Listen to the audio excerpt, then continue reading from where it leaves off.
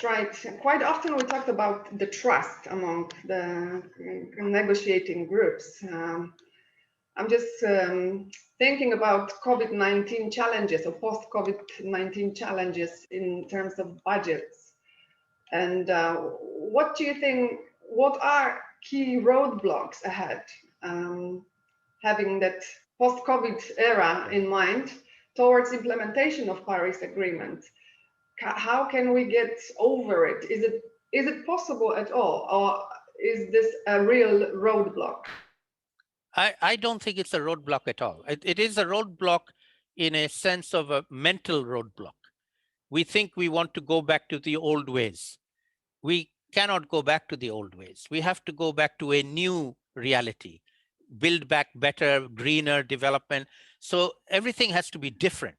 We don't need extra money to do that. We can use whatever money we have, but we have to use it differently. And that is the biggest roadblock, is accepting reality has changed. The future is different from the past. We don't want to go back to the past, because if we go back to the past, we will just repeat these mistakes over and over again.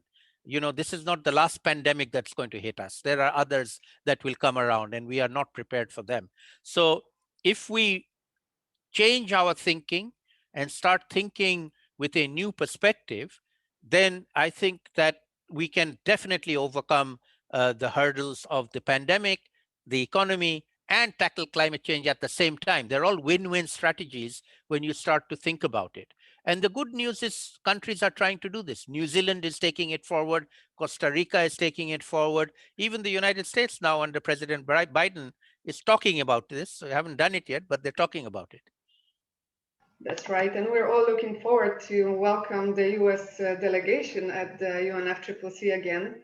And I was wondering, what's your opinion? What is, in your opinion, the current role of the US to play? Well, the US is always a key player. And when we have the US on board, it's a good thing. We make progress. And then for the last 4 years, we had them leave the Paris Agreement, although they were still in it officially, and they kept us back. So a lot of progress was hampered over the last 4 years under President Trump. The good news is under President Biden, this is being reversed.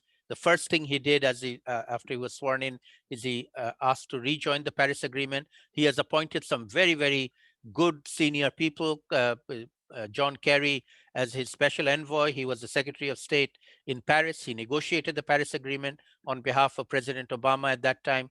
Very knowledgeable person, very experienced diplomat. So we are looking forward to having him back working with other countries and joining them. My one sort of word of warning to the optimists in the US is that, you know, they cannot leapfrog and claim to become leaders overnight after 4 years of being laggards. So they have a long way to catch up with the rest of the world and the harm that they did before they can claim to be leaders. We want them to be leaders, but you know, just asserting and saying that they're going to be leaders is not going to be good enough. They're going to have to do things to prove that they are leaders.